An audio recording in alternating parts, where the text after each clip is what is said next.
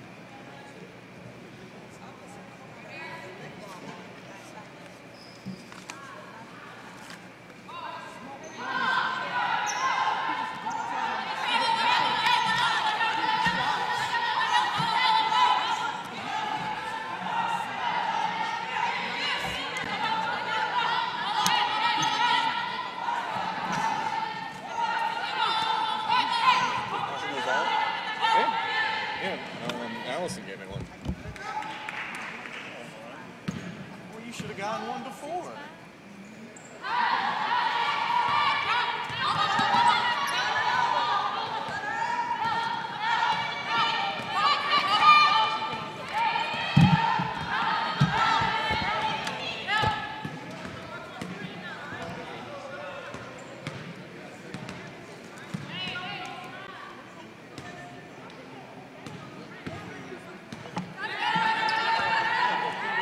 Charge something.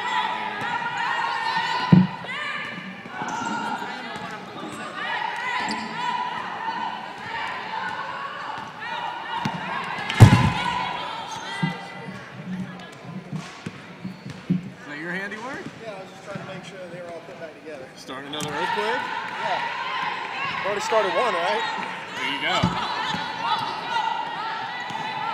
So how do you feel about shouting the sound? Huh? How do you feel about shouting to announce everything for them? I could do that. We don't Why, have are we audio. out? We don't have sound up top. We're No got you. PA? You hear? They're trying to get the amps to fire back up, so I don't know what's going on. But we're good down here. As far as I know.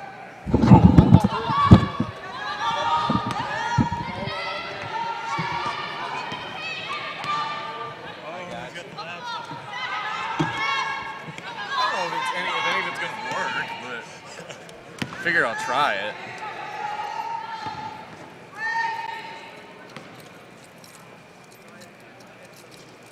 Yeah, exactly. Battery reached its critical level. That happened Tuesday night or Wednesday night.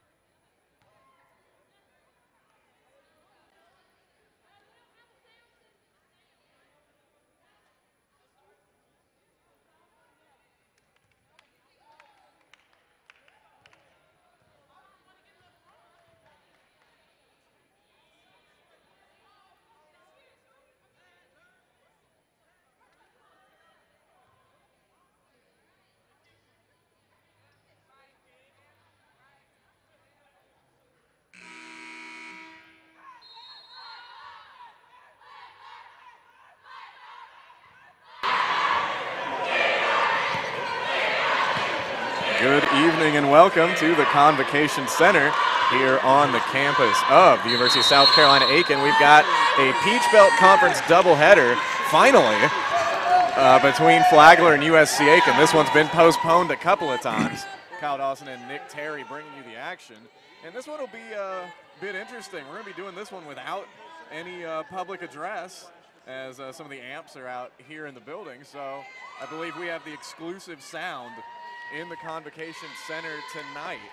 And so this is a critical matchup just with the logjam in the PBC East standings. So Nick, who should we be looking at out on the floor for either team tonight? What are Nick's picks? For Flagler, I want to look at Shorty Spencer. She's coming in averaging 22 points a game, and the team's last meeting had 16. And for the Pacers, I want to look at Courtney Mealing, who will probably be going up against her. Last outing, Mealing had 12 points, 10 assists, and 5 rebounds. So, more of that for her tonight. So easy bucket inside. That's Christina Brown opening the game scoring.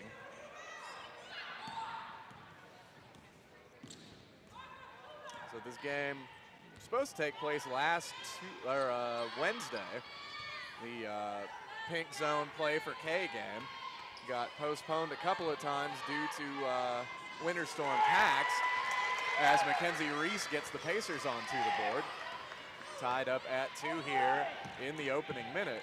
So this game was rescheduled a couple of times and couldn't get it done over the weekend. Pacers making the road trip up to Lander, so able to fit it in tonight. And this one's been a long time coming.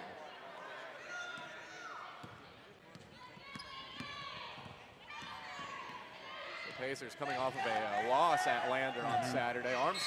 Flagler having just lost to Armstrong as well, 81-80. So the Saints have lost 3 straight, still holding on to that #2 spot in the division. And Nick, once you get past Armstrong at #1, it is a crowded East Division. Yeah, Pacers currently in the 4 spot, tied with Lander, and could really end up with improved play down the stretch in the 2 spot in the East. It's not hard to conceive that. We'll see a turnover there. That pass from Amara Brandt to Mariah Durian ends up going out of bounds. So the Saints will take right back over.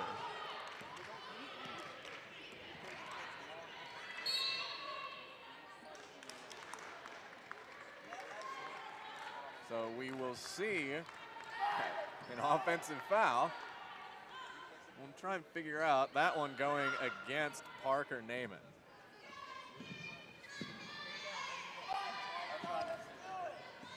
So with no PA, the scoreboard becomes increasingly more important as we try and identify fouls and things of that nature.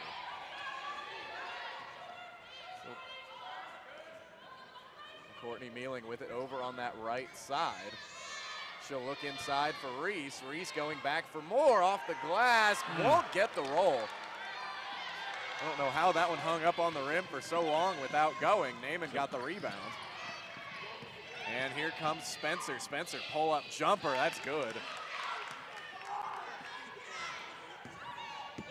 Yes, and in that loss to Armstrong, Spencer, 31 points. Can really score the ball.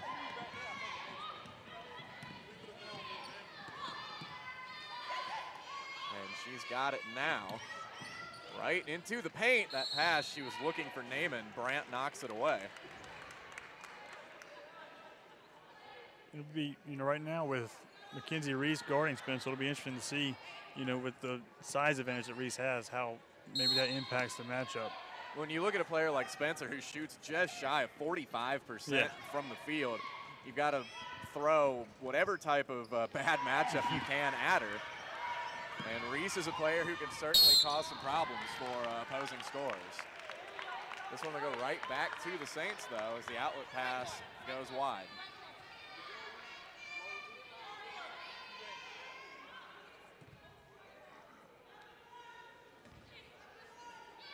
So 4-2 Saints, 17:20 to go. Spencer dishes. That's Brown inside, Treva Mason. Ball comes back out. We'll see a foul. That goes against Brandt.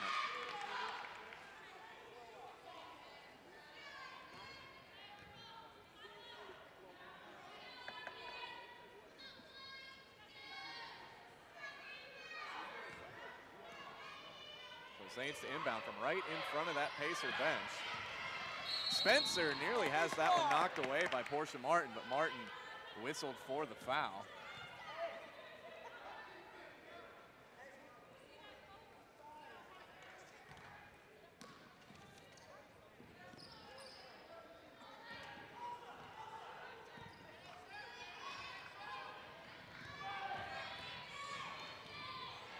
See Spencer in the corner.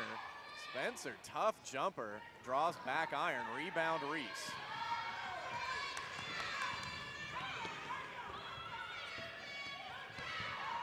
Reese, pass inside, Mason with the kick. Kick save and a beauty. He had Portia Martin down there in the low block and was almost able to thread it all the way through the paint. Well, Mason will be an interesting player to watch tonight as well, coming in averaging 9 points, 9.2 boards, easy bucket for Mealing. But Mason coming in averaging nearly a double-double and a high percentage shooter as well. She could be a player to give the Pacers some problems, as there have been some difficulties on the boards in past losses. So that'll be a foul against Mason. You know, Pacers were out-rebounded by double digits in the loss to Lander.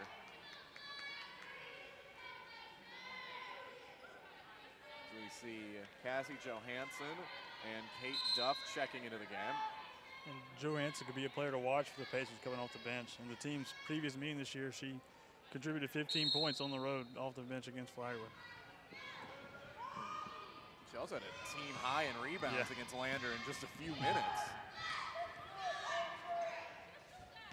So checking in for Flagler off that timeout, Simone High.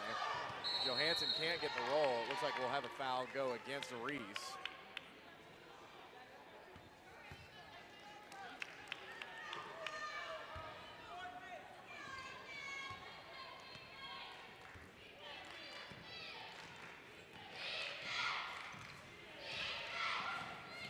Spencer with the blow-by. Foul on the floor, though. That's on Duff. That'll be Duff's first. So that'll bring us to the under 16 media timeout. 15:59 on the clock. This game tied up at 4, and usually right now during a media timeout, we'd be able to leave the sound on and let it go to the PA, whether it was for the dance team or the cheerleaders or something like that, but we don't have it. Just us tonight. So again, this game, you know, scheduled for last Wednesday at a time when not only would travel have been difficult for Flagler making the trip up, but also a time where there was no power on campus. You know, really the whole area was without power on Wednesday. The whole area really was. That Walmart shopping center, sort of just off of Richland, was about the only area on this entire side of town that had any lights at all. I went for a cruise that night just to see, you know, since the roads were thawed out a little bit, no more ice, we thought, let's go take a look and see how everybody's getting along. And it was just the entire town was without power, but especially the downtown area and over toward campus, it really was a ghost town. Yeah. But things are finally starting to get back to normal. Well, word of only, you know, a few hundred residents without power anymore after they were still in the low thousands this morning. I figured once it came back at my house, that meant everybody had to have it. That is Mason high off the glass, no good. Rebound Johansson. Power came back to campus sometime Friday. So another extended break for students. They were able to get 3 full days off of classes. That jumper by Mealing is no good.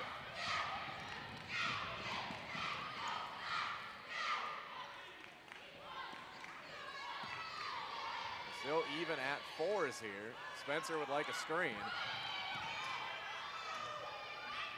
And interesting defensive matchup right now, Nick, as we see Mason get the rebound with Kate Duff looking over at Spencer. It should make it difficult for Spencer to get the ball, given the way Kate Duff plays the passing lanes. Duff, arguably the best on-ball and perimeter defender for the Pacers. And she's shown us countless times throughout the year how she just get in the way of passes and really deny the ball really well. So that's a matchup that you like for the Pacers, I think, if you're going to try and stop Spencer.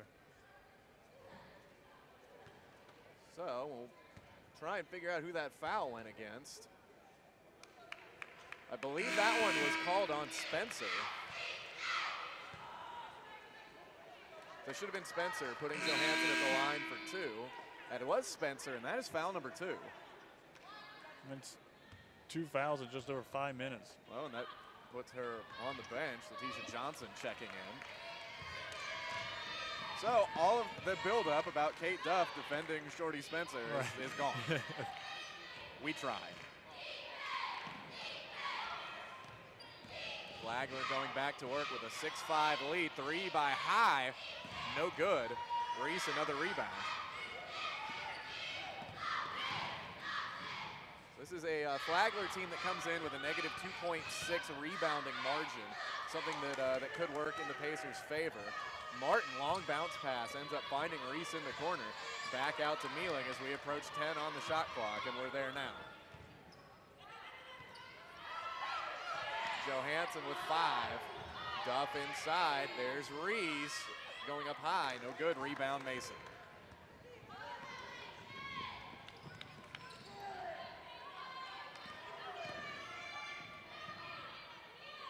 And that is Johnson. Corner jumper. No good.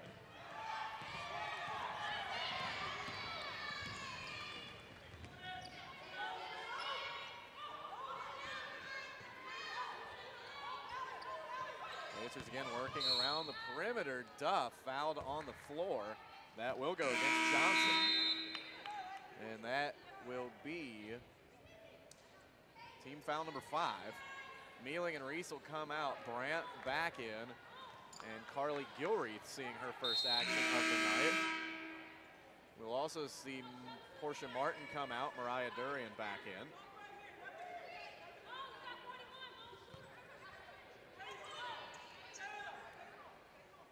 Nick, we're looking at a really fast backcourt now with Duff and Gilreath both out there. 2 players that on both ends of the court can really just wreak havoc with their speed.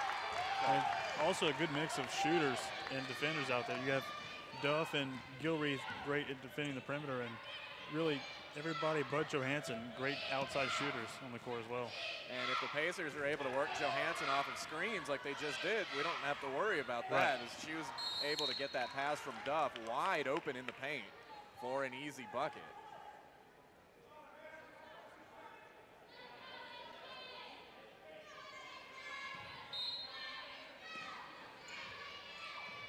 The Saints inbound.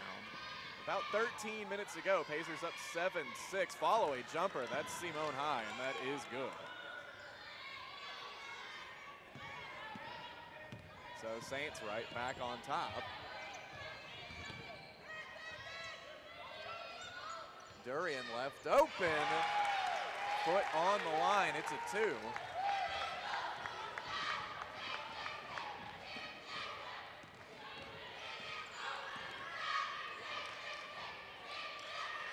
We just saw a little bit of that long range shooting that you were talking about, Nick. Durian able to get the long one to go. Speaking of long range jumper, that was Shelby Lindsay, didn't drop. Brandt with the rebound, nearly stolen by High, but Durian has it. Duff, that will end up being the travel. Nearly able to pull that one back down.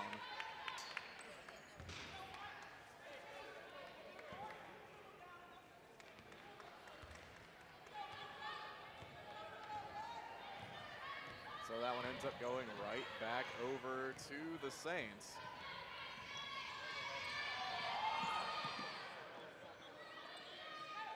Johnson ended up taking a spill there. Flagler able to keep it. High trying from 3, no good. Rebound fought for. Shelby Lindsay was the one who got it. High baseline jumper, no. We'll see a foul down low. And from the looks everyone's giving, that will be Durian.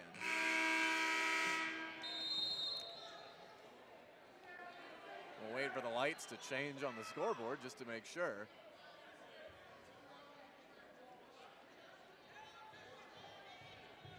Either way, we've reached the under 12 timeout. 11:52 to go. While we don't have PA, we do have the Pacer Pulse. So, Pacers leading this one 9-8. We'll take a break along with the teams.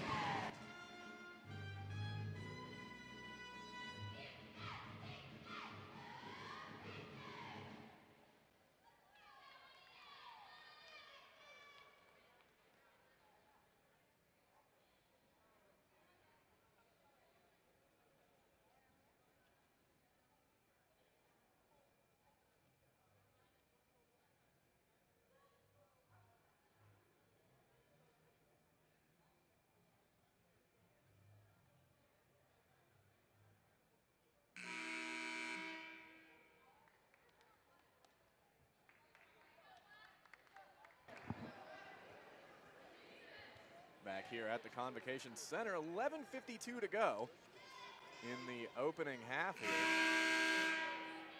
as we wait for the horn. Pacers leading the Saints 9-8.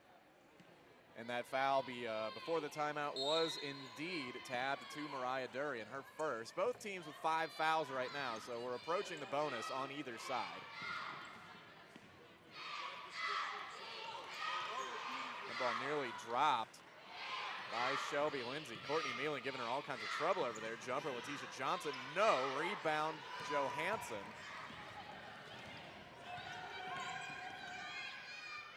The Pacers with it right back. Durian all the way into the lane and in with the left. That was a great screen from Brandt to free the lane for Durian. So Durian with 4 points. Pacers leading 11-8. Nice lead pass for Lindsay. Bit on the high side though, and she traveled.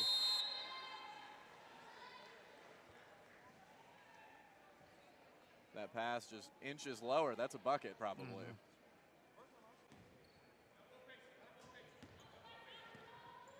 The Pacers off to a good start from the field. 5 of 9 from the floor. And 4 assists on those 5 made baskets. Durian, good.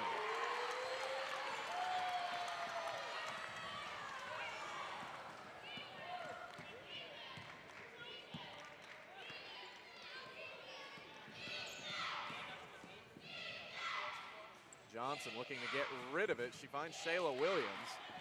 Well, Shayla Williams in a pretty crowded area. There's the cut. Great backdoor cut from Lindsay. And so Lindsay able to get the basket, making up for that that travel last time when again she made a great cut.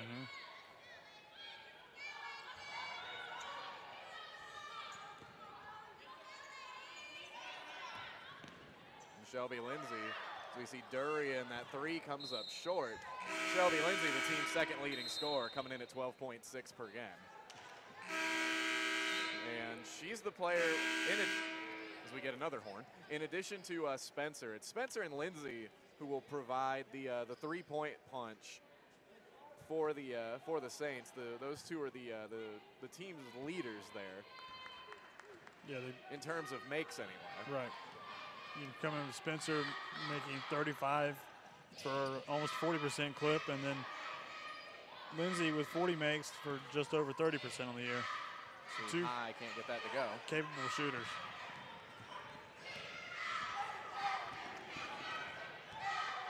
And Lindsay also showing her versatility on defense right now. They have it listed as a forward/center, and the past few possessions have been guarding the perimeter.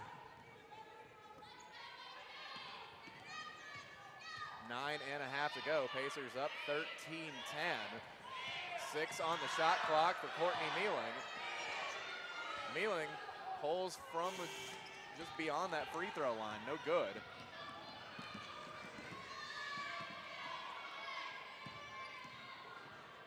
Alimano all the way in.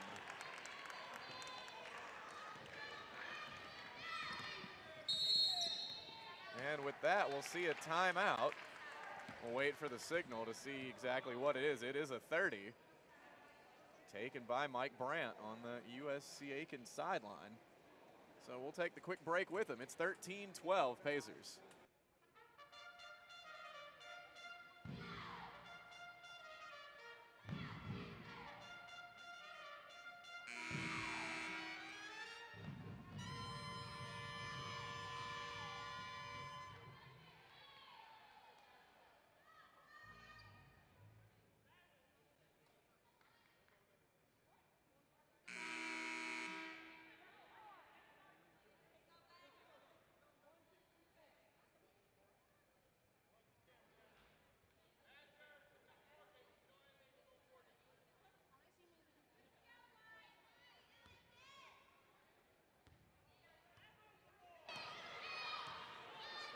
Hitting the 9-minute mark here. Pacers up 13-12 over Flagler. Mariah Durian, that jumper won't fall.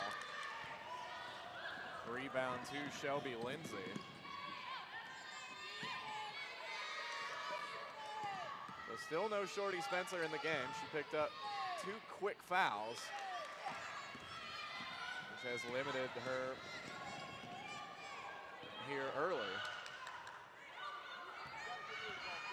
And if you're USC Aiken, you love to see somebody scoring 22 a game sitting on the bench. Yeah, with her out, really a nice opportunity to kind of stretch out this lead and capitalize on their top scorer not being out there. Well, Flagler right now doing more than enough to keep that lead from stretching. And they're showing that even though, or the Saints are showing that even though they've got a top scorer in Spencer, there's a lot of balance out there on the floor as well. I've seen Lindsay with a few nice cuts and able to convert on one of them. And she's proven up throughout this year that she's capable of scoring, coming in averaging just under 13 a game. She's got the ball now, 7 on the shot clock. And instead she throws that one away. Mealing kind of trapped her over on the baseline, tried to pass out of it, but Reese was waiting. Durian for 3. That looked like a mid-air adjustment and just came up short. We'll see. Oh, the referees will talk first. That'll be a tie-up. Arrow will keep it with the Pacers.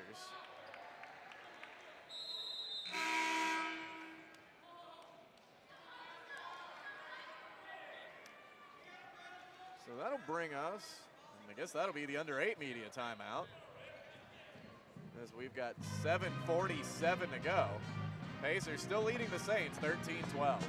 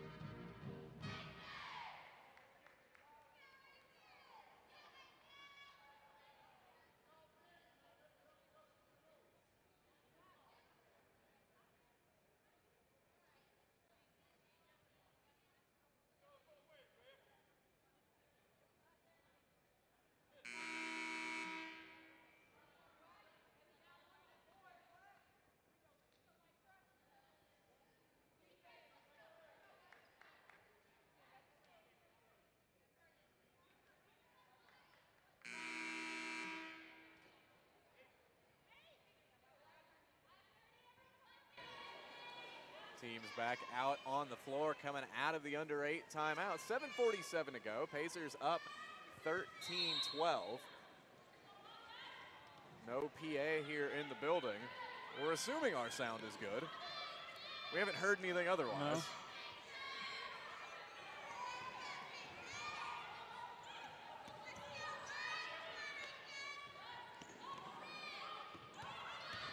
Ten on the shot clock, Mackenzie. Reese, the jumper, count it, and the foul.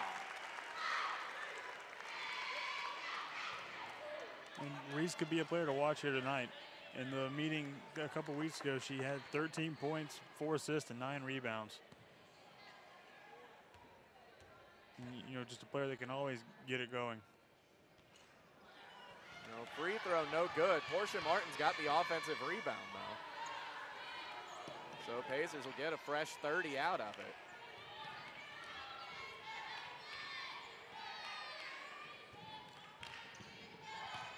Mealing gives a little ball fake over there at the three-point line. Martin, long jumper, no good. Rebound tipped around, ends up with Mason. Up ahead, Lindsay pulls up. Mason trailing. Mason.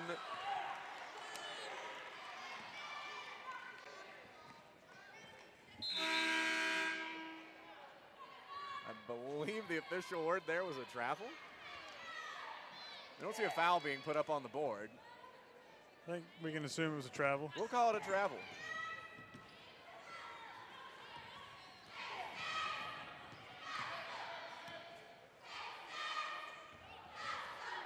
Carly Gilreath back out onto the floor for the Pacers. That pass for Portia Martin goes awry.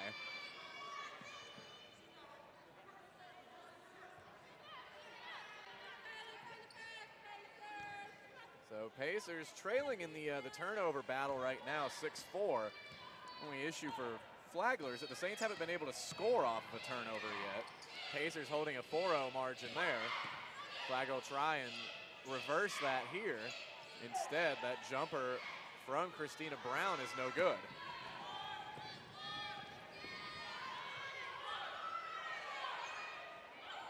So Pacers with the ball again on offense, shooting 44% from the floor here in the opening 14 minutes.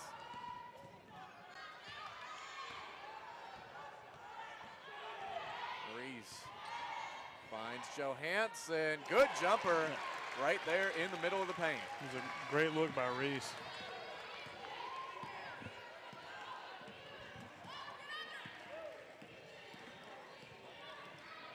The Pacers now up 5. That pass inside for Parker Naaman. She's able to get it to Mason. Mason, high arcing jumper. It's good. Nice little fadeaway to get away from Portia Martin.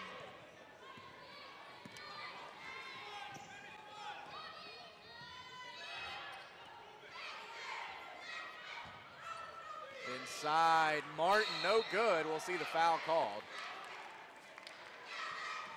Shooting foul. We'll wait to see who is given the foul. I believe that is Shelby Lindsay, and that's her second. It is indeed Lindsay. You know, now if you're Flagler, you have your top 2 scorers, both with 2 fouls. Not an easy situation for the Saints. And now they're both on the bench. So we see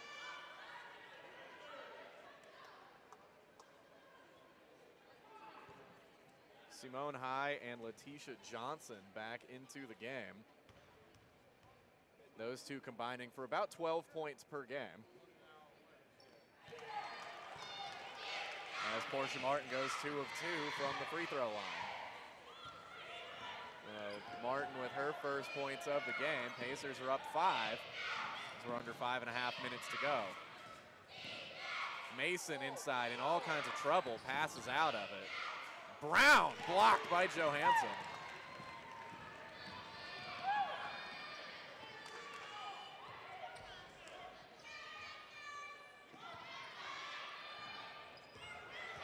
Pacers working the ball around. That's Martin with the spin. There's a little collision there with High that knocked the ball loose.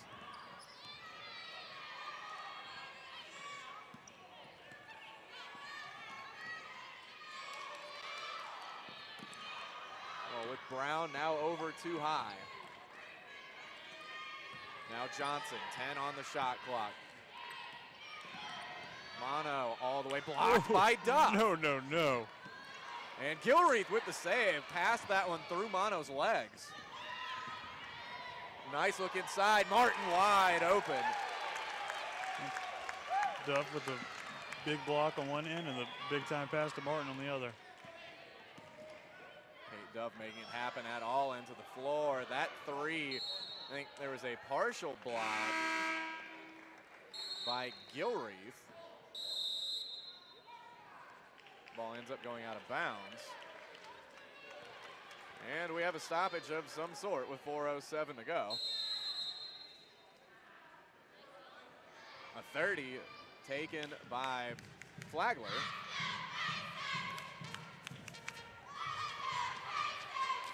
So with 4:07 to go, Pacers leading 21-14.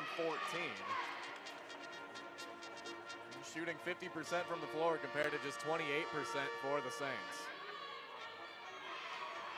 And after a slow start to the game offensively, the Pacers have really turned it on here lately, and it's a big part of the 7-point lead.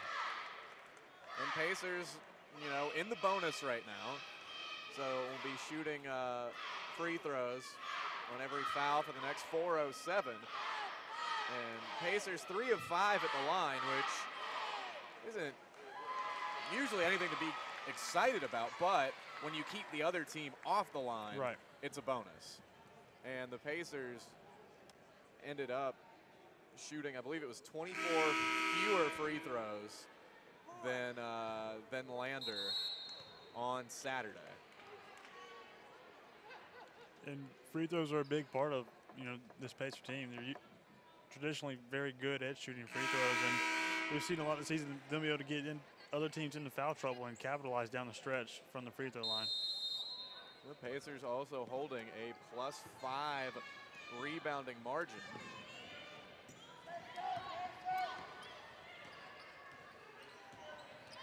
So ball back in play coming out of the timeout.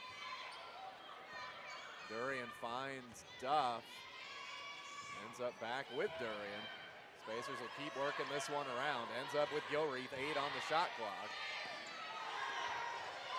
Now 5, Martin will drive. Martin high off the glass.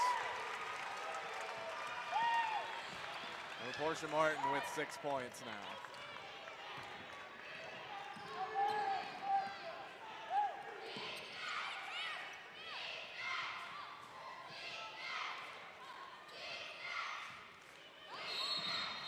Is Johnson, but first, I believe that'll be a screen on Alimano, her first. Gilreath will check out, Mealing back in. 3:17 to go, Pacers up 9.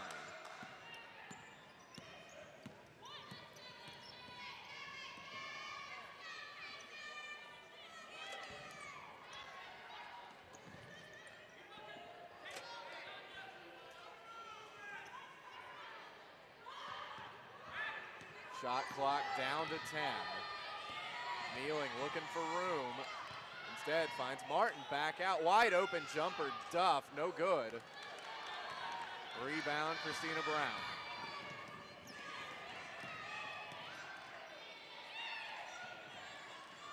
Shayla Williams looks inside. That's Simone High. Her jumper, no good. High has just not gotten any love from the rim here so far in the first half. A lot of jumpers that have looked good but just rolled out. And Brown had a look at a 3, instead passed inside for Shayla Williams.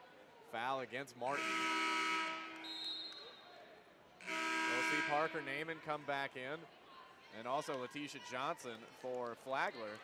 Portia Martin will take a seat with 2 fouls. Emily O'Rourke checking in.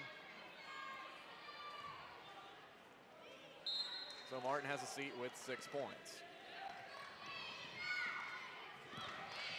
Flagler with a fresh 30 as we approach 2 minutes to go in the first half. That's Johnson with the right hand, no good. Rebound O'Rourke.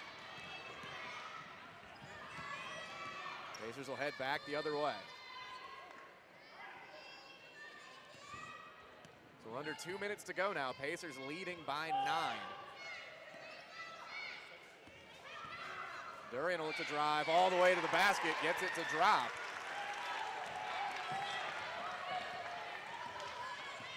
And Mariah Durian with 8 points now, leading all scorers.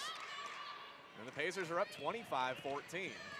Solid first half from Durian, and she's definitely a player for the Pacers that can heat up quickly. And we see a turnover. Mackenzie Reese has the ball, pass ahead, Durian. Pump fake over Mealing, straight on three, got it. Shots fired. Courtney Mealing hits the three, and that will prompt a timeout from the Flagler bench. And Nick, just like that, the Pacers are leading 28-14. Yeah, just a couple of minutes ago it was 21-14, and Pacers been able to go on a 7-0 run here and really starting to shoot the ball well late in the first half. Pacers able to score another touchdown, pad that lead. So that three by Mealing, the first three-pointer made by either team in this game. Pacers 1 of 3 from deep. Saints 0 of 7.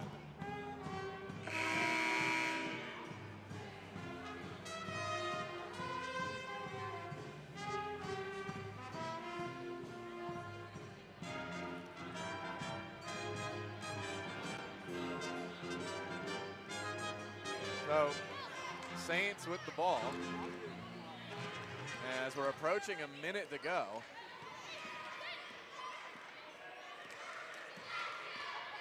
Saints will need to get something going here in this last minute, have something positive to take into halftime. The ball kicked by Durian.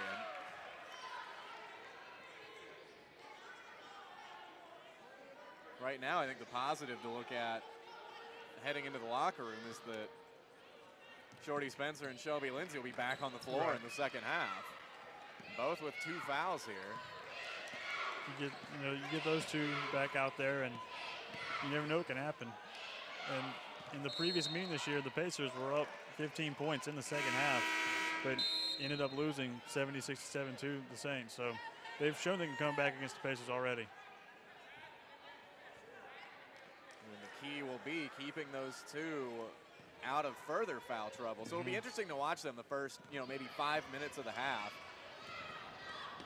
And we see Duff coast to coast, no good, but she's fouled. And there you can see the speed of Kay Duff creating problems for Flagler's defense.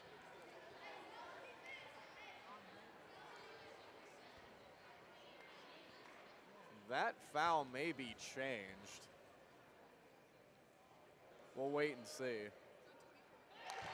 Yeah, that one was shown as given to Letitia Johnson on the scoreboard, but the official signaled that it was Treva Mason, and that's her second. So those are your 3 leading scorers now, and your top rebounder, as Duff goes 2 of 2 at the line, all working with 2 fouls now. So 35 seconds to go here in this first half. Pacers up 30-14. Simone High going high off the glass. Ooh. That one maybe caught the top of the backboard and goes in. And given the type of bad luck she's had with the rim, it figures that's the one that would go. So shot clock turned off, 13 seconds to go. Courtney Mealing with the ball. 5 seconds. Emily O'Rourke for 3, no good. And that is it for the first half. A great first half of play for the Pacers, though, as they will take a 30-16 lead into the locker rooms.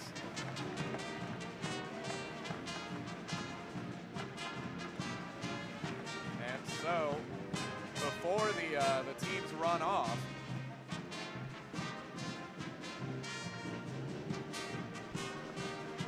we'll send it down to Amanda Bologna, who will have an interview with head coach Mike Brown. You're limiting Flagler to under 30% shooting. How impressed are you with your team's efforts?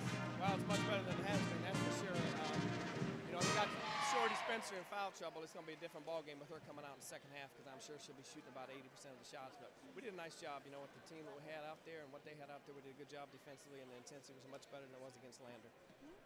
And what will it take for your team to maintain the lead?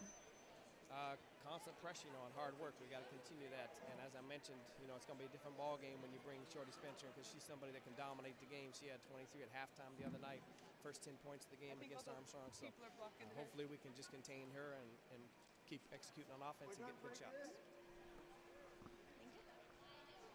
All right, thank you, Amanda, and thank you, Coach Brandt. So with that, we will break for halftime. And who knows, we may get the PA going in the next 14 minutes or so, as we've got a presentation to make here during halftime as part of the Play for K and Pink Zone festivities. So we'll take a break, be back with you in about 13 and a half minutes.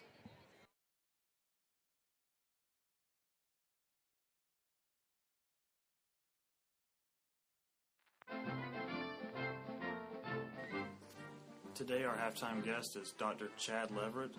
He is the Assistant Vice Chancellor for Academic Affairs at USC Aiken and is also a professor of chemistry. And to get started off, Dr. Leverett, would you like to tell us where you attended college? Yeah, I actually graduated from Erskine College. It's a small private liberal arts college with a similar mission to USC Aiken. Okay. And what did you major in at Erskine? I received a Bachelor of Science degree in chemistry. Okay. How did you find your way to USC Aiken? Well, it was really in college that I decided that I wanted to be a professor. And so when I was looking for graduate school, I went on to graduate school in chemistry and got my doctorate in chemistry. And so when I got finished, I realized that a lot of chemists go into industry. And so I actually worked in industry for about 5 years for the world's largest food ag company, Cargill, out of Minneapolis, Minnesota. But I wanted to return to the classroom and was looking for a school that had a mission like USC Aiken that was in South Carolina. I'm originally from South Carolina, so I wanted to return back to a small liberal arts-focused institution where I could teach and do research. Okay. And would you like to talk about your current position at USC Aiken? So I am the Assistant Vice Chancellor for Academic Affairs. I'm also a professor of chemistry, so I teach and do research, but I also have a variety of administrative functions. One of the functions that I deal with is and love doing is I'm the director of the honors program. Okay. And would you like to tell us what exactly the honors program is?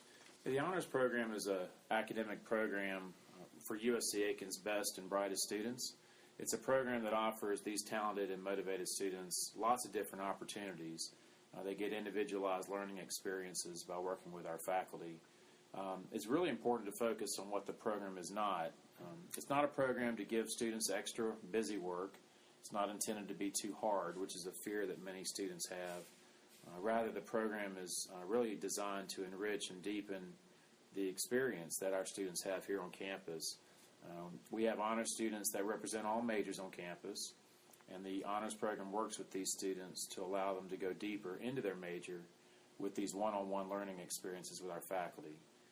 It also provides a learning community for our students, and they really form some of their strongest friendships at USC Aiken with these other honors students. And so these students challenge each other and support each other as they work towards their degree. Okay. And could you tell us about some of the benefits of being a part of the honors program?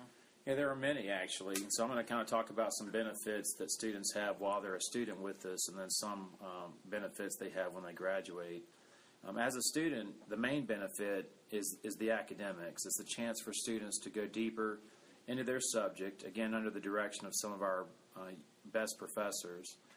The program does not delay students working towards a degree. Sometimes students are concerned that it might slow them down, but rather it enriches the academic experience by promoting really important skill sets they're going to need once they graduate, like critical thinking, analysis, and creative expression. Honor students do take some special topics courses that are not available to other students. These are really wonderful classes that, again, are only available to honor students.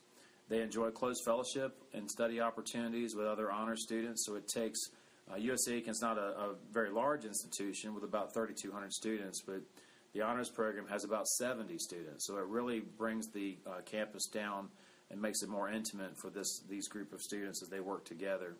Honor students have priority registration, meaning that they get to sign up for classes first. They have the potential to receive some honors scholarships. We also have honors housing available on campus. This is a special wing of one of our dormitories that's devoted to honor students. And one of the things that they love the most is they have a study lounge or a special lounge on campus that they have nicknamed the Lair. This is a place that's centrally located on campus, and it's only accessible to honor students. It has computers and free printing available. It also has lockers and a kitchen, and this is really the hangout spot where students enjoy each other's company and study together. It's also important to mention, once they graduate, what are some of the benefits they enjoy. They have, again, all of their honors coursework will be listed on their permanent transcript. We also place a special statement on each transcript notifying employers that a student is a graduate of the USC Aiken Honors Program. And we have found that's really a competitive edge for our students in the program. It's an important designation that further differentiates our students as they seek employment. Our students do participate in special ceremonies in their last semester right before graduation to honor their hard work. And it's really a special time for these students and their families to recognize the work that they've put in for their degrees. Finally, it's really important to mention that our honors program is part of the National Collegiate Honors Council. The NCHC is the premier national organization for honors programs throughout the country.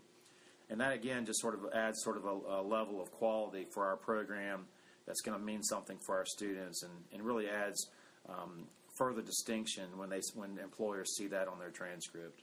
Okay. And if there are students out there that are interested in applying for the program, how would they do that? It's actually pretty easy. If you actually just go to the USC Aiken website, at the bottom of the page we have an A to Z index. You can go to the letter H and choose the link for the honors program, and once on our site we have an apply web page, and there you'll find all the information needed to complete the process, as well as my contact information so that students can send that information directly to me. Okay, and it sounds like a lot of really good stuff going on. And to end, how would you like to tell us what your favorite aspect of USC Aiken is? Yeah, USC Aiken really is a special place. I've been here 10 years. There are many wonderful things about our institution, lots of things I love, from attending basketball games to hanging out with students, all the different functions and things we have on campus. But as a professor, I mean, the best part is what takes place in the classroom. I mean, getting to work with students really one-on-one. We have small class sizes, and so you really get to know students in and out of the classroom. And then that goes on, and so once they go on and take jobs, and it's neat to kind of have a small part in their lives as they've been able to reach their success and to keep in touch with them and sort of help continue to be sort of a professional contact for them as they go on with their career. Okay. Thank you for your time, Dr. Leverett. Thank you.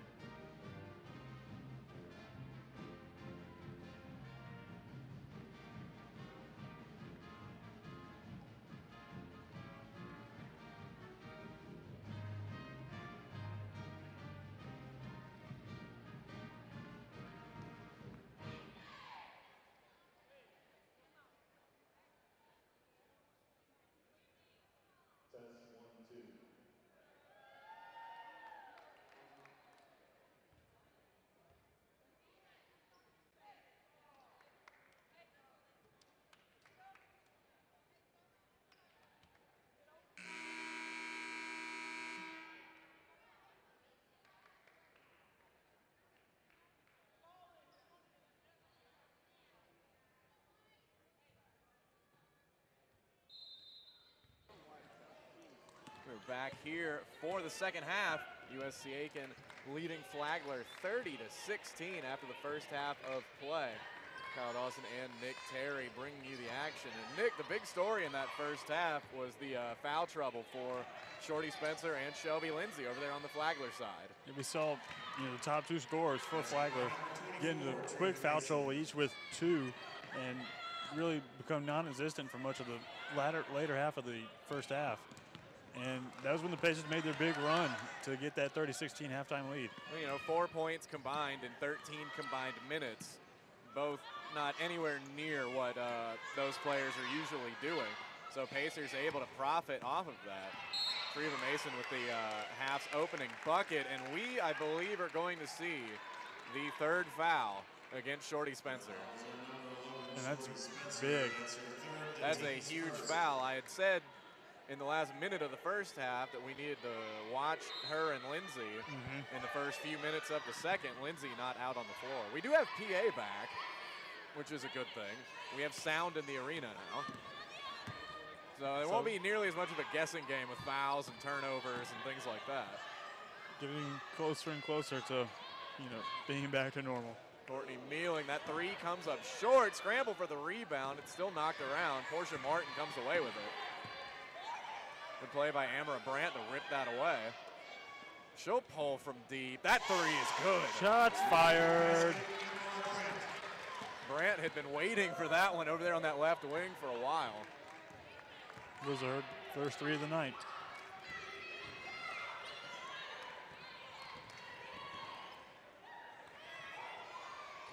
See Mason with 4 points here in the early goings of this second half. She's got 8 in the game.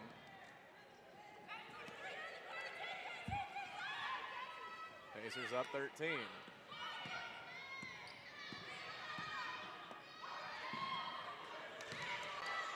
Durian straight on 3. She's got it. Pesos.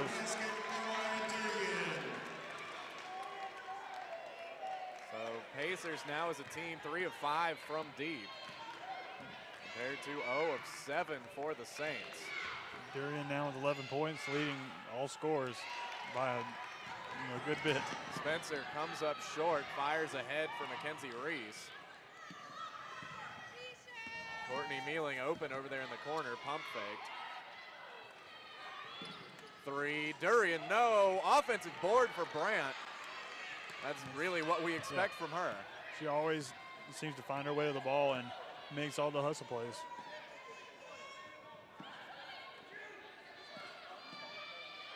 She was open. Portia Martin didn't hear her calling for the ball. Inside, Reese in the paint, nearly looking at a 3-point play opportunity. No good, and that foul is on Mason. So Treva Mason and Shorty Spencer each looking at 3 fouls now.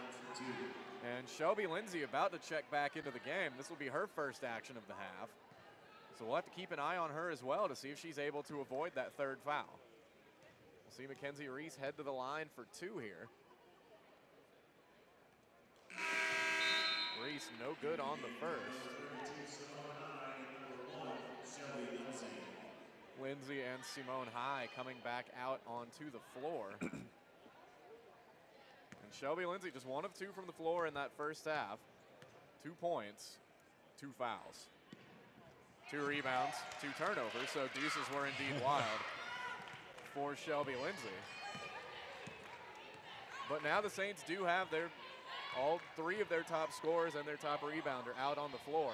Lindsay wasting little time. That 3 draws nothing.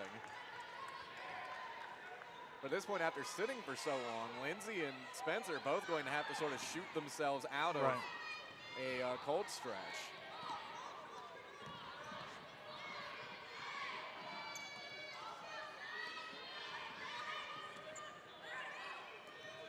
Mealing for three.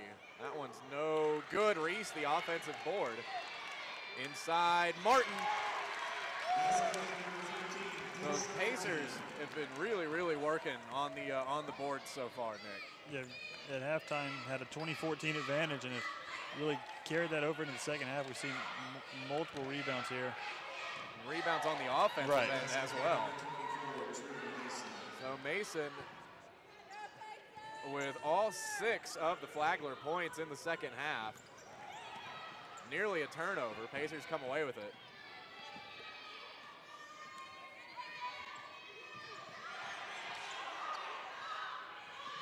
Martin, that jumper misses to the right. Mason the rebound. Mason with 10 points already has surpassed her season average of 9. And Spencer limping a little bit.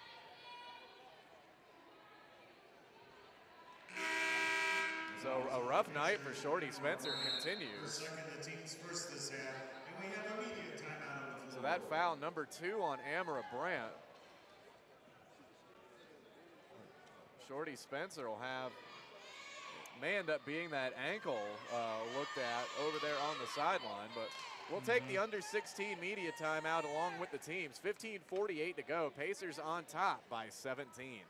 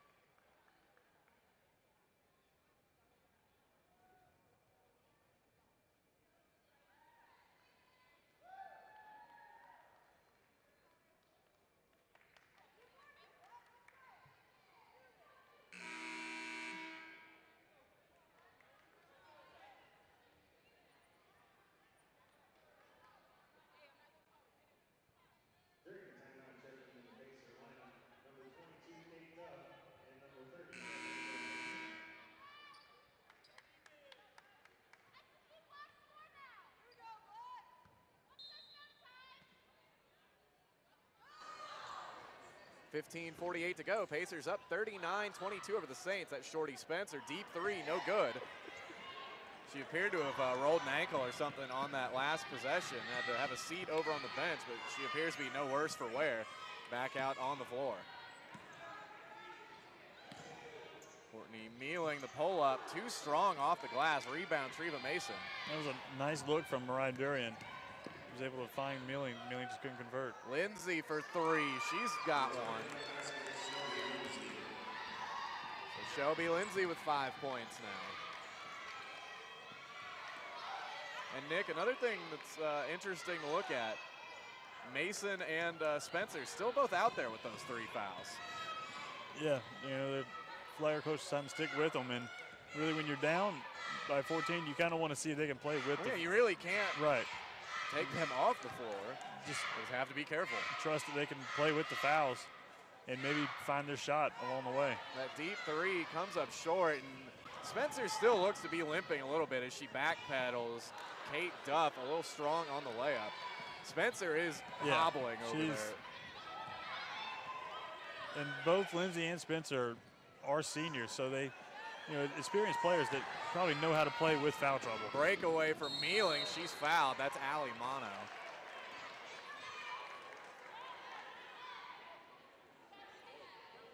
But Spencer, the first, you know, couple of minutes of the half, or the first couple of minutes after the fall anyway, appeared to be moving around okay. Whatever that was, it may have stiffened up on her a little bit, if that is an ankle. We'll see Courtney Mealing head to the line for 2. First one is good.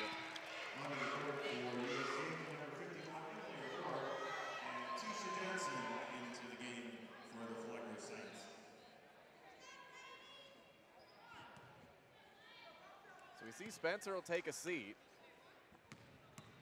Letitia Johnson back out onto the floor. Mealing's second free throw, no good. Tipped out by Emily O'Rourke. Nice play inside. The Pacers have it right back. O'Rourke, who saw action in the first half because Portia Martin picked up 2 fouls.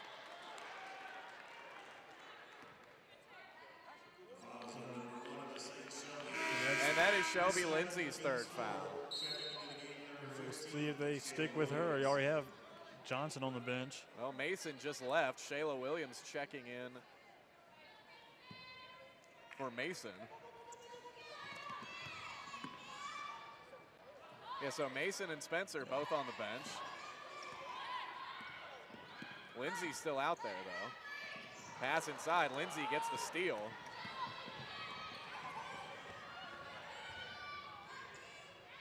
Inside, that is Williams. Gets it to Lindsay. Mana wide open 3. Comes up short. Williams won't catch up to that, so that'll go out of bounds.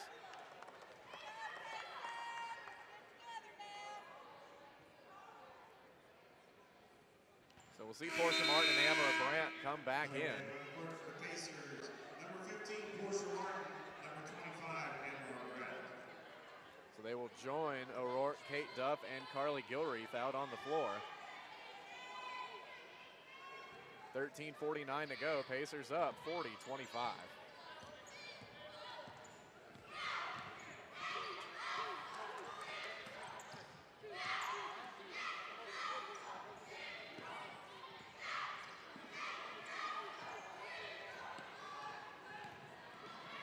Brandt driving baseline, finds Duff. Duff, the jumper, it's good.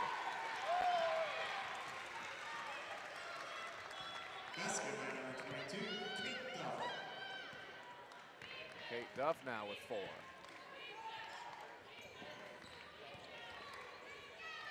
Lindsay will pull again from 3. It's long. Scramble for the rebound. Eventually, Shayla Williams ended up with that. Simone High from deep, no. And now we'll see a foul. That'll go against Mono. The foul is on number 10, Mano, and that's her 3rd and the team's 5th this half. Checking Mano just kind of decked Kate Duff over there. That's 3 on her now. So a lot of players for Flagler getting the deep foul trouble. And that is the 5th team foul as well with 13 minutes to go. And for a team that's trying to come back from a 17-point deficit right now, picking up fouls and putting a good free throw shooting team on the line is not, a way to go about it. The pass inside for Duff. That one caught the side of the backboard there. Lindsay finds Christina Brown in the corner, too long. Martin the rebound. So the 3-pointers, other than some late developments from Shelby Lindsay, the 3-pointer has just not been falling for the Saints. Brandt for 3. That one misses everything.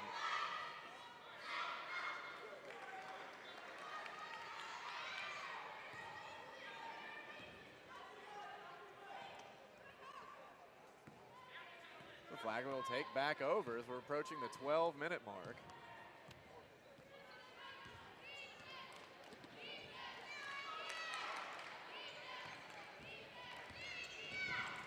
Lindsay pull-up jumper, doesn't get the roll, tipped around. High offensive board, she can't get the fadeaway to go. The rebound, we see a tie-up between Duff and Lindsay, and that will be USC Aiken basketball. It'll have to wait, though, because we will take the under 12 media timeout. Unfortunately, we sort of have music or anything like that for the PA. Right. So, at the very least, though, we have some portable speakers and a microphone. So there is that. And so we'll take the break alongside the teams. We've got 11:49 to go. Pacers leading by 17.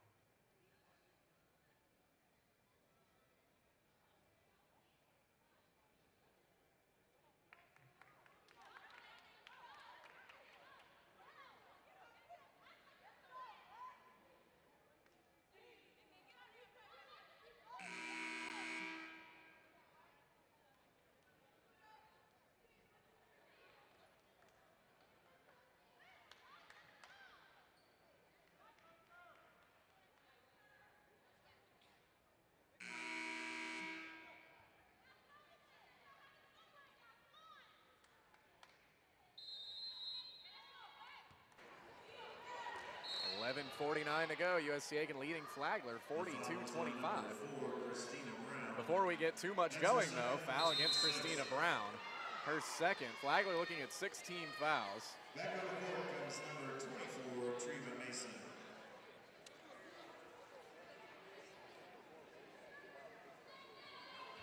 So Treva Mason not back out onto the floor just yet. She'll be checking in, I guess, at the next whistle. Pacers looking to run a little bit. Nice bounce pass. Gilreath to Duff.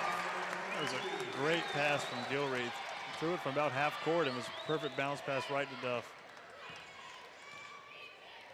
Taking advantage of Kate Duff's speed. She was able to beat everybody down the floor. She's got 6 points now. And Shelby Lindsay will head to the line here The fouls on the Pacers for a 24, pair Gilreath. of free throws. First and team second this half. At the line shooting 2. Just Shelby the Lindsay. second team foul committed by the Pacers here in the second half. Lindsay, a 74% free throw shooter. First one comes up short. Checking into the same lineup. Does not attempt a lot of free throws, though. And back on the court for the Pacers. Though given the volume of three-point attempts, the lack of free throw attempts, not surprising.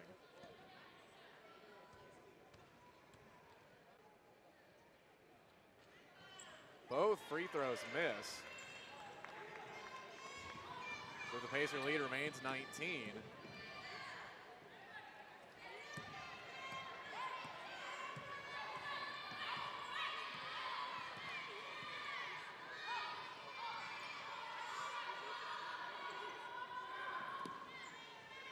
Under 10 on the shot clock now. Mackenzie Reese with it. She finds Gilreath. Gilreath, the dish to Duff. No good. It'll be a fight for the rebound. Duff ends up with her offensive rebound. Pacers continue to crash the offensive boards very well this half. Both O'Rourke and Martin in there to tip that one out. Pass inside for Reese. Reese, that was a tough look.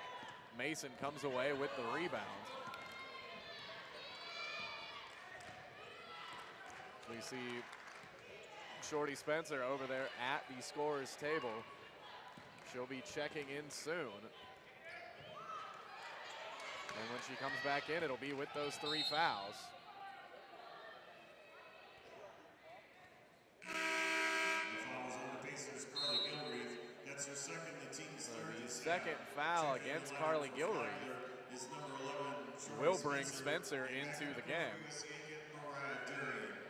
Mariah Durian comes back in. Reese will have a seat.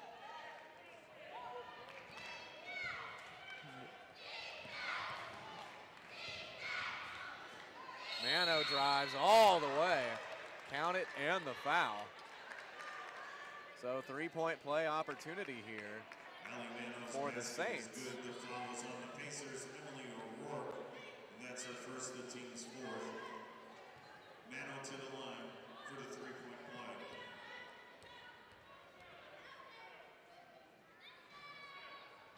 play. Mano misses the free throw. Rebound O'Rourke. Mano the steal, and she is fouled and blocked by Portia Martin.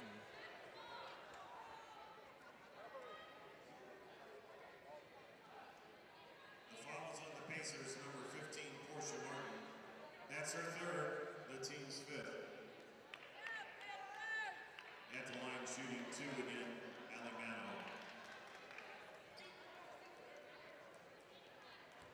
I think Mano may have been hit in the face by the ball on the way down.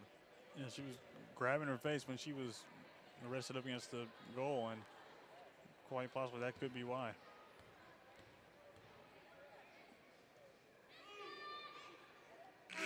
Didn't attempt the shot at all, or affect it, rather. Lineup, the tandem of Mackenzie Reese, Cassie That free throw was right on the money.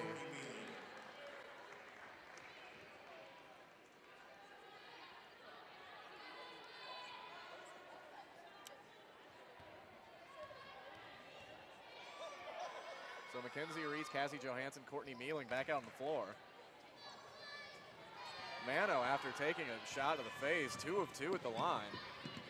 Way to bounce back. She's got 6 points. Leads 15. Nice pass inside. Johansson gets the roll. So a nice assist by Kate Duff. Here comes Spencer all the way. Steps on the baseline. Great defense by USC Aiken, forcing, really just leave Spencer with nowhere to go. Pacers able to use that that end line as an extra defender. They're able to force the turnover. We're under 10 to go. Pacers up 17.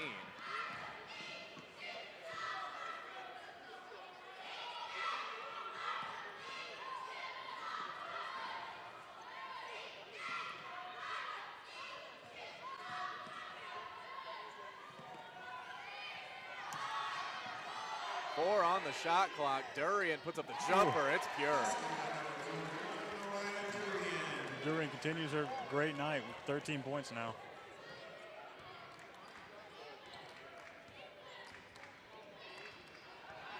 Mano all the way again. A group block there. Johansson and Duff in on the action.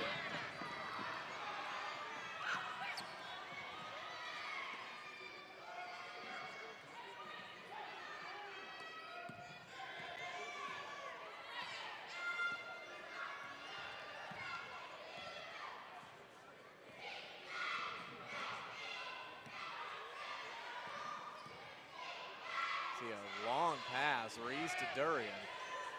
Durian the drive, no good as the shot clock expires. Comes in though, gets the tie up. That's Pacer basketball. Into the lineup for the Flagler Saints, number 1, Shelby Lindsay, number 14, Macy Brown, and our right back on the court for the Pacers.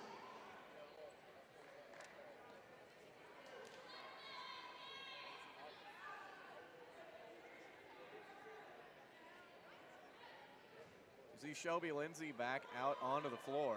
Macy Brown joining her.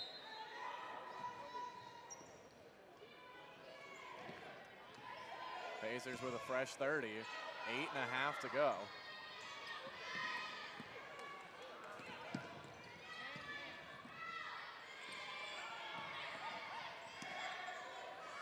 Mealing will try another three. That's no good. Rebound Lindsay. The Saints are going to have to find some offense quickly with 8 minutes to go.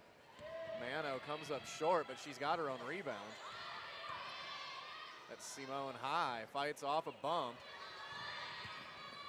But that shot goes long. So Pacers with the ball right back.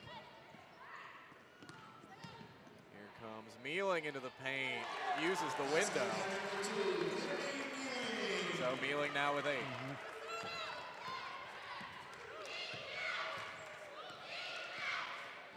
Pacers up 21 with 7.5 to play. And that ball stolen. Mealing comes away with it. Finds Durian. Durian tied up. So I'll give the ball right back to the Saints. We have a full media timeout on the floor. So that stoppage will bring us to the under 8 media timeout. 7:22 to go. Pacers up 50-29.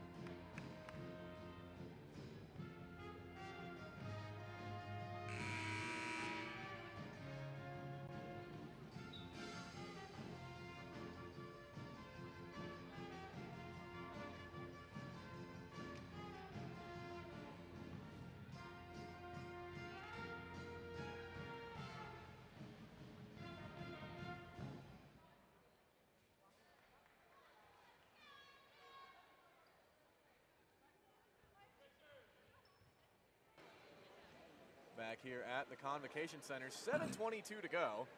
USC Aiken leading Flagler 50-29.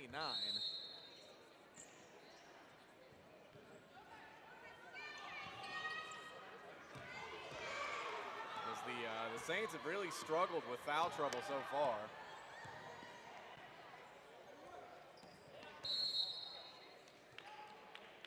See a foul go against Mariah Durian. 41, Mariah Durian. That's her second and the team's sixth. But really, Nick, I think it's been a story. Just the Pacers have done a better job of capitalizing on the opportunities they've been given. We talked about with the turnover battle that, you know, the Pacers were trailing in that for a long time. May potentially still be. Flagler hadn't scored off of any of them, though, whereas the Pacers were at least turning those into points. You know, you mentioned the turnover battle. They were trailing that after the first half.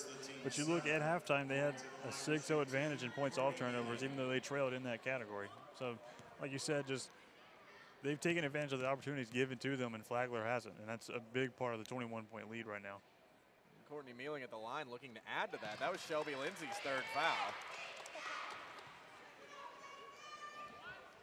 And that is team foul number 7 against Flagler. Pacers with 6, so any fouls the rest of the way will produce free throws. Mealing misses the second. Rebound Brown.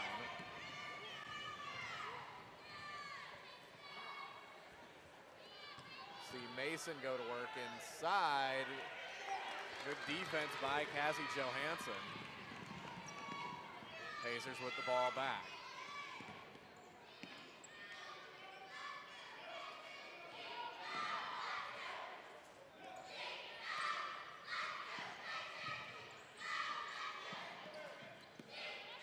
On the shot clock now. Mariah Durian with the ball. She'll take the three from straight on. No! We'll see a foul against Kate Duff. She collided with Brown there, going for the rebound. Actually, both checking their noses right now. They may have hit noses going for the rebound. I think they did. That's rare, I think, to see both players checking the nose. That's her second. It's the team's 7. One of the bonus for Nisi Brown. They both appear to be okay. Shorty Spencer just kind of pacing over there on the sideline. Stretching now. Brown gets the first free throw to go. Spencer already plagued by foul trouble with just a lower leg injury of some sort. That when she was out there, it significantly slowed her down. Really just hasn't been able to get going. Brown 2 of 2 at the line. And that's also a big part of the Pacer lead is you have a player in Spencer who comes in averaging 22 a game and has just pretty much been irrelevant so far tonight. We will see a tie-up down in front of the USC Aiken bench. So it'll stay with the Pacers.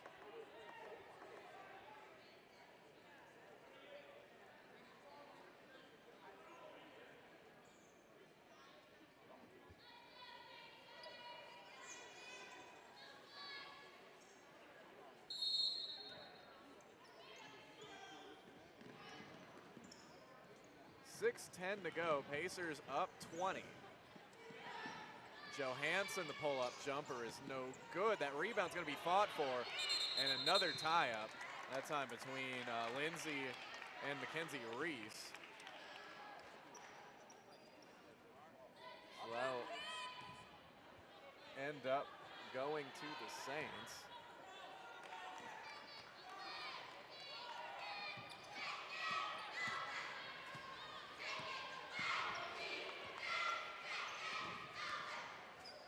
Simone high, that one knocked away by Johansson.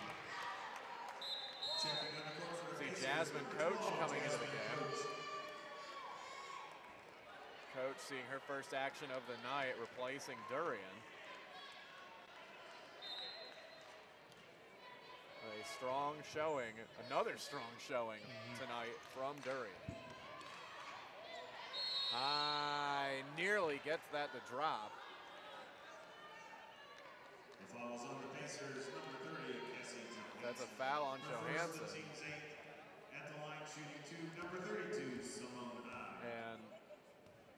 Shimon High head to the line for 2 free throws here.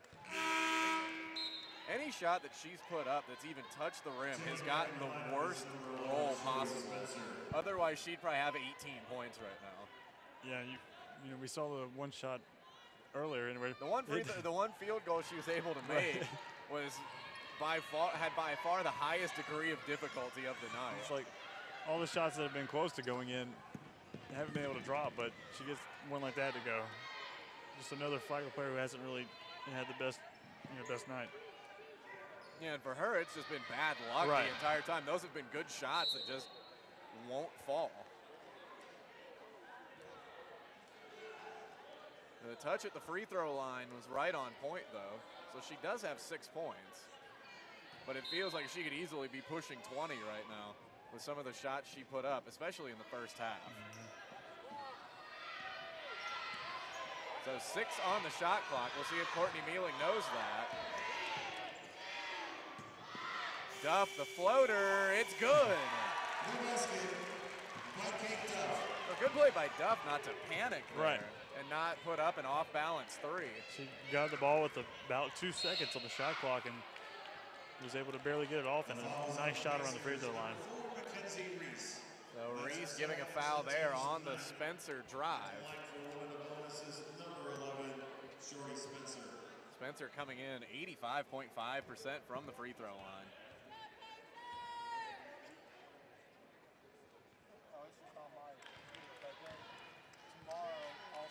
Well, what I do is then at the end of the night, or actually at the end of this game, I'll crop about 10 of these, and I'll send them an email to Brent, and he's got them. And then I'm working with Spencer, 1 of 2 at the line. She's got 3 points. That rebound knocked out of bounds by Shelby Lindsay.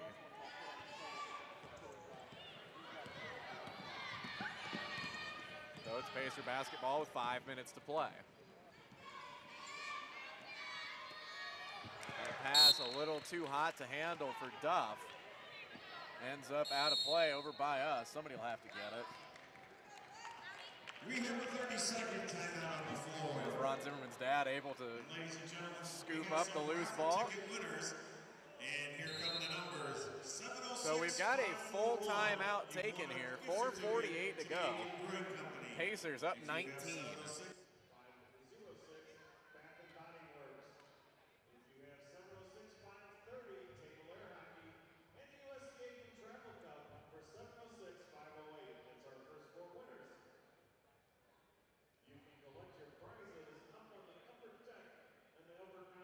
They're all waiting over there. Thank you.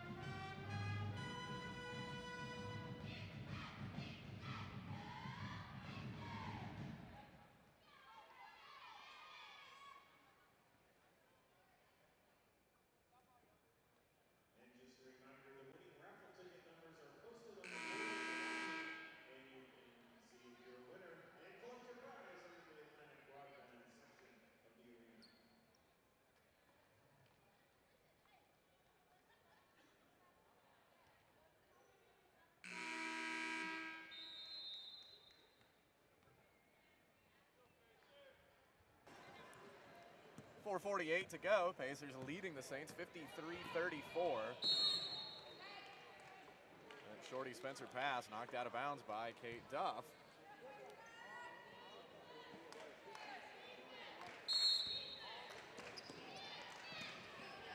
And Spencer has the ball now. Spencer, a 22-point per game score, has been limited to just 3 here tonight. Allie Mano, long 3 is good. So Mano's got 9 points, picking up some of that scoring slack. But Spencer, it was either foul trouble or injury or anything else that has just kept her from getting anything going. She knocked that ball away from Jasmine Coach, though.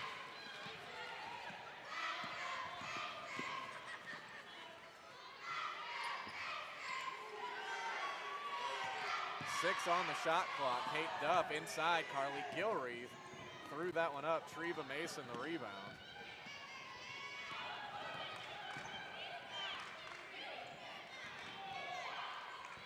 Lindsay, the pass inside, knocked away by Gilreath.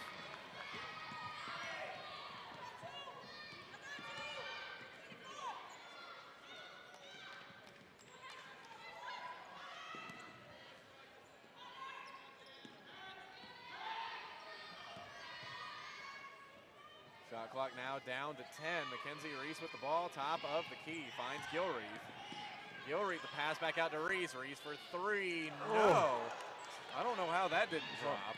Almost all the way down and just bounced out. I think the ball might have thought that Simone High was the one to shoot it. So that will bring us to the under 4 full timeout. 3:13 to go. Pacers ready to close this one out, up 53-37.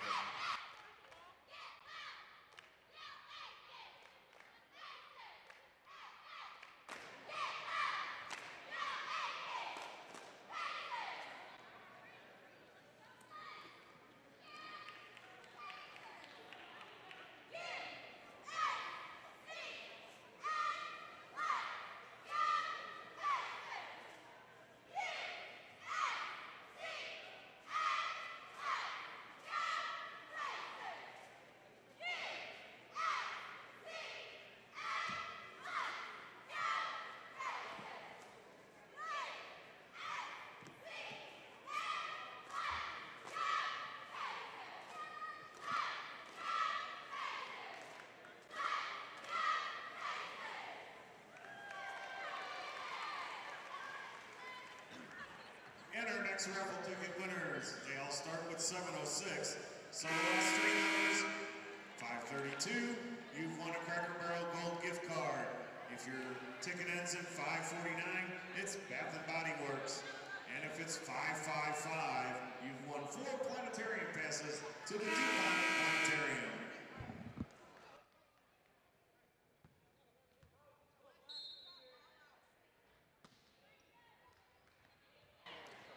3:13 to go. Pacers up 16. Flagler with the basketball. It's Simone High. The scoop. No good, but she'll go to the line. 2 of 2 her last time at the stripe. Foul number 4 against Portia Martin. Simone High at the charity stripe for 2.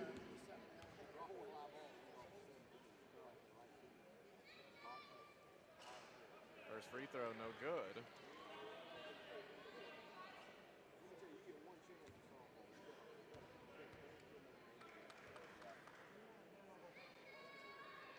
Second free throw is good. Simone High with 7 points. Pacer lead is 15.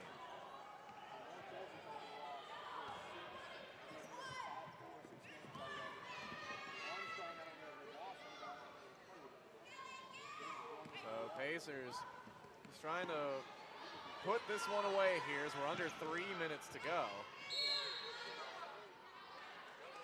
But we'll see a timeout taken first.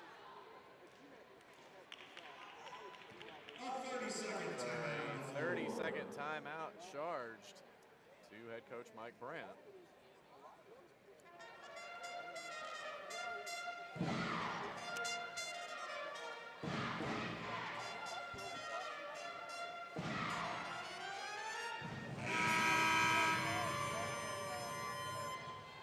And if your raffle ticket number is 706512, you've won the Animal Arrangement $25 gift certificate.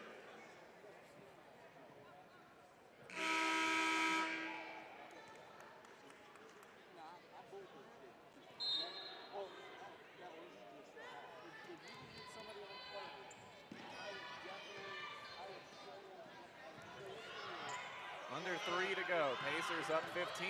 Shot clock running out. Alexis Ware lets this one go. No good. Rebound fought for. Shorty Spencer comes away with it.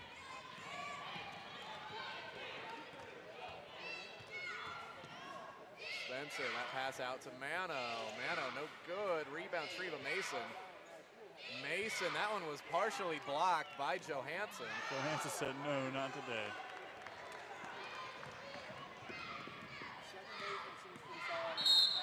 Foul given by Simone High. So we'll see Carly Gilreath head to the line for the 1-and-1.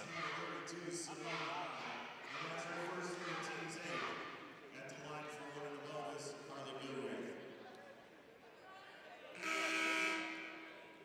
On the court for the Pacers, number 11, Tiffany Addison. We'll see Tiffany Addison check into the game. Portia Martin having a seat with 8 points.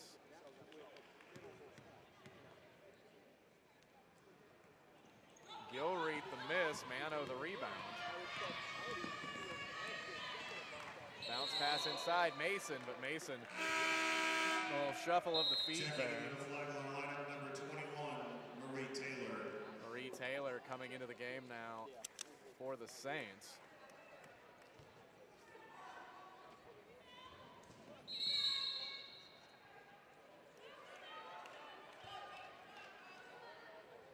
The foul is on number 1, Shelby Lindsay. That's her fourth in the team's 9. Lindsay just gave her 4th foul.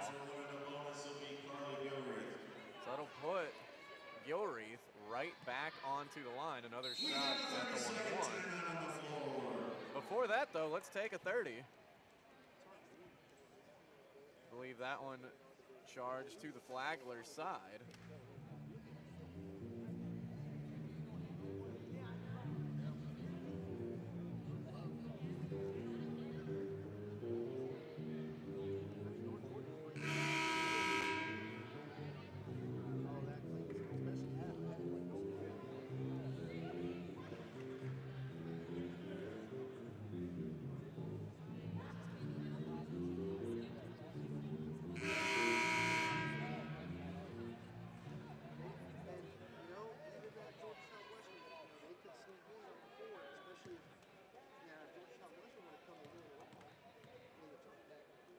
Gilreath's first free throw attempt, no good. So Flagler with the ball, down 15, 2 minutes to go.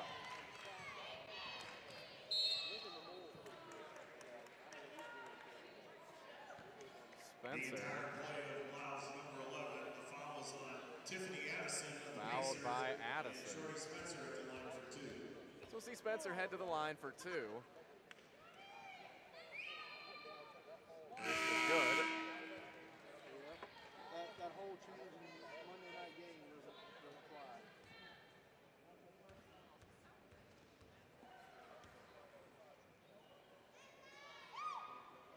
Spencer's second, also good.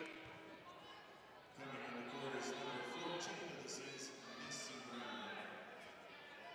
So it's a 13-point game, minute 55 to go.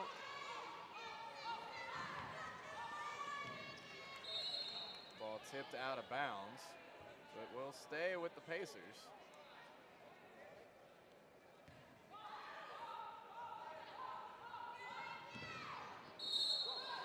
See a foul given by Mano that sent Tiffany Addison over there into the Flagler coaching staff. That's her fourth, that's the team's 10th. At the line, shooting 2, Tiffany Addison. So Addison at the line for 2. As now we see both teams in the double bonus.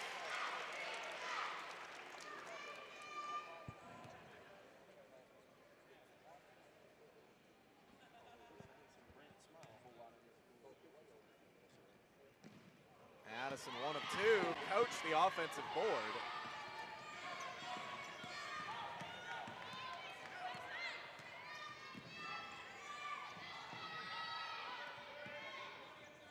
Pass inside, Ware, no good, rebound Mason.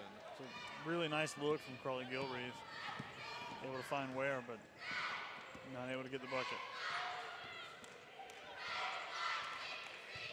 Pass inside, nothing. Mason, the offensive board, count it. And 1. Mason is good. The foul is on the Pacers, Cassie Johansson, that's her second. And Mason will go to the line for the 3-point play.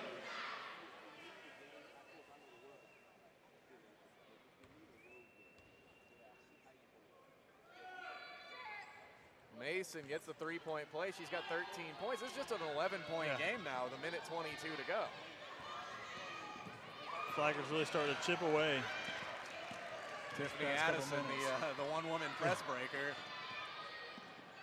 able to get that one into the front court. The Pacers may just try and bleed this clock as much as they can. They'd be well served to do so. Just make Flagler try and foul you and put you at the line. Gilreath, the floater, off the window and in. So that should pretty much close the door here as it's a 13-point game. Well, make it 10. Shelby Lindsay's got a three. Not so fast. See Coach on the breakaway. Coach counted and one.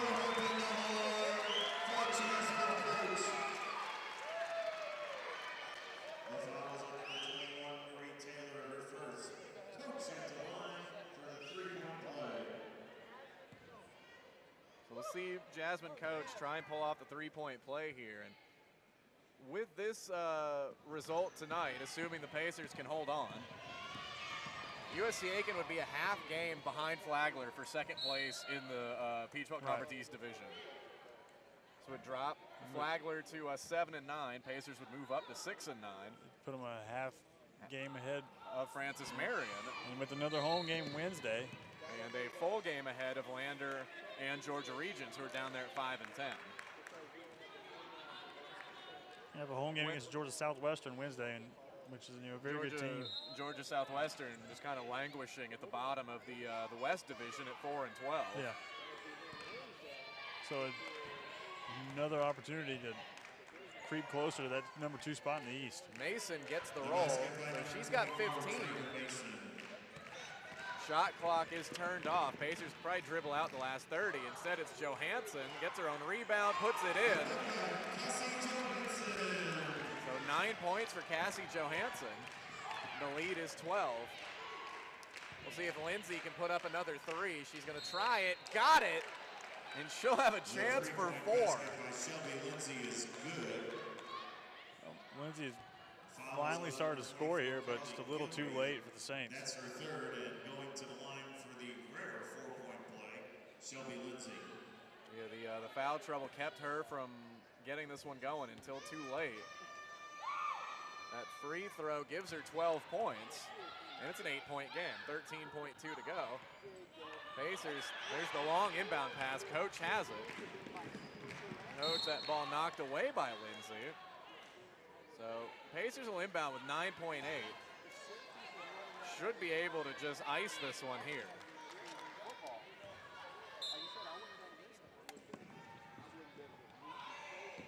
The pass inside, Addison. So Pacers able to get more on the board. Lindsay, another three. Comes up short, rebound Johansson, and that will do it. Give the Pacers the 62-52 win. So Pacers now 8-16 overall, 6-9 in the East Division. A half game now behind Flagler for the number 2 spot.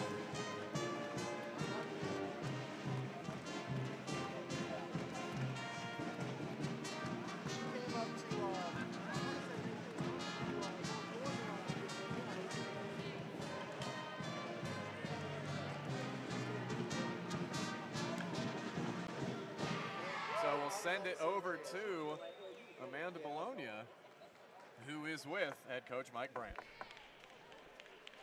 You were able to get a lot of players in. How do you think the experience will help your run for the Peach Belt tournament? Well, hopefully they'll learn something. You know, they didn't play very smart, and so that kind of sends a message of why they're not playing a whole lot. But you can only get better with game experience. So it was great to have a cushion there that we could get people in there. And, you know, now we get to watch this film and study the film with them towards the end of the game and show them the things that they do correctly and incorrectly. So any of that's valuable for this year, later in the Peach Belt, possibly in the tournament, or for next year also. Today was a Play for K day. What does the Think Pink Games mean for you personally? Personally, it means a lot. My mother's a breast cancer survivor, as is my mother-in-law. My mother-in-law is here. My mother usually comes to this, but since she's in Colorado, we were thinking about her here during this time. But I think it's a great thing for the awareness of it, and obviously being that close to home there, it's a very special night for me. Thank you. All right, thank you, Amanda, and thank you, Coach Brandt. So just some final numbers. Pacers shooting 44.6% from the field, while limiting Flagler to a 30% mark. Mariah Durian, 13 points. Courtney Mealing and Cassie Johansson, both with 9. Portia Martin and Kate Duff, both with 8. Mackenzie Reese and Johansson leading the way, 9 rebounds apiece. 5 assists for Reese. A pair of blocks for Kate Duff, 4 blocks for Johansson. All in all, it's a 62-52 win. Pacers plus 12 in points in the paint and a plus 10 mark in rebounding. So with that, we will take the break as the men are heading out onto the floor now to start their warm-ups. So again, 62-52 your final. For Nick Terry, I'm Kyle Dawson.